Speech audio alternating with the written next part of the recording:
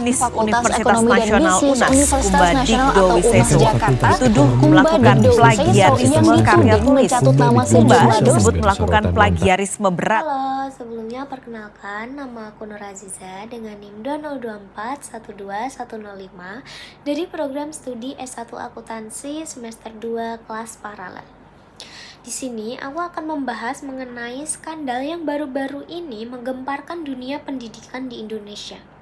Salah satu dosen ternama dari universitas ternama pula diduga mencatut nama dosen asing dan juga memplagiat puluhan artikel. Kira-kira siapa sih dosennya? Dan juga seberapa besar dampaknya bagi reputasi pendidikan di Indonesia? Ini dia kisah lengkapnya. Kumba Digdo Wiseso adalah Dekan Fakultas Ekonomi dan Bisnis Universitas Nasional atau biasa disebut dengan UNAS. Ia dikenal aktif menulis jurnal ilmiah dan bahkan mempublikasikan lebih dari 160 artikel hanya dalam 1 tahun. Itu adalah jumlah yang sangat tidak lazim bahkan untuk peneliti di tingkat internasional. Pada April tahun 2024, dosen dari Universitas Malaysia Terengganu menyadari bahwa nama mereka tercantum dalam jurnal yang ditulis oleh Kumba. Padahal mereka tidak pernah ikut menulis atau bahkan mengenalnya. Mereka segera membuat klarifikasi dan mengecam tindakan ini sebagai pencatutan nama dan penipuan ilmiah. Tim independen dan media menemukan bahwa beberapa artikel Kumba memiliki tingkat kemiripan hingga 97% berdasarkan pengecekan Turnitin. Bahkan dalam satu edisi Journal of Social Science, nama Kumba muncul di 30 artikel sekaligus. Ini menimbulkan kecurigaan kuat akan penggunaan jurnal predator. Universitas Nasional merespon cepat dengan membentuk tim pencari fakta. Hasilnya, Kumba diberhentikan dari jabatannya sebagai dekan dan dosen tetap per 27 Mei 2024. Sementara itu, Kemendikbudristek juga melakukan investigasi menyeluruh atas dugaan pelanggaran etika akademik. Kasus ini membuka mata banyak orang tentang lemahnya pengawasan terhadap publikasi ilmiah di Indonesia. Sistem insentif yang menilai dosen dari jumlah publikasi, bukan kualitas, mendorong praktik curang. Akademisi dan mahasiswa kini dituntut untuk lebih berhati-hati serta menjunjung tinggi integritas ilmiah. Semoga kasus ini dapat menjadi pelajaran besar untuk dunia pendidikan, bahwa integritas bukan hanya soal gelar, tetapi tentang tanggung jawab terhadap ilmu pengetahuan.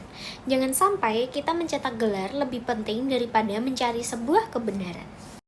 Nah, kasus tadi itu termasuk ke dalam dimensi moral hak cipta di mana Kumba melakukan tindakan duplikasi jurnal ilmiah serta mencatut nama salah satu dosen di Universitas Malaysia dengan tujuan semata untuk keuntungan pribadi. Di Indonesia, plagiarisme jurnal ilmiah dapat ditindak melalui beberapa peraturan perundang-undangan serta kebijakan akademik. Di antaranya, yang pertama yaitu ada Undang-Undang Nomor 28 Tahun 2014 tentang Hak Cipta. Pada pasal 1 ayat 1 menyebutkan bahwa hak cipta adalah hak eksklusif bagi pencipta. Serta pasal 113 menyebutkan bahwa pelanggaran hak cipta dapat dikenakan pidana penjara maksimal 10 tahun atau denda maksimal 4 miliar. Lalu yang kedua ada UU nomor 20 tahun 2003 tentang Sistem Pendidikan Nasional. Undang-undang ini menekankan pentingnya etika dan moral dalam dunia pendidikan. Pasal 40 ayat 2D bahwa dosen wajib memberikan keteladanan dan menjaga etika akademik. Mahasiswa ataupun dosen yang merasa haknya dilanggar secara akademik bisa menuntut keadilan dalam forum etik perguruan tinggi. Nah, dalam kasus Kumba Digdo Wiseso tadi, sanksi etik serta administratif itu sudah dijalankan. Namun, korban juga bisa menuntut lebih jauh melalui jalur hukum.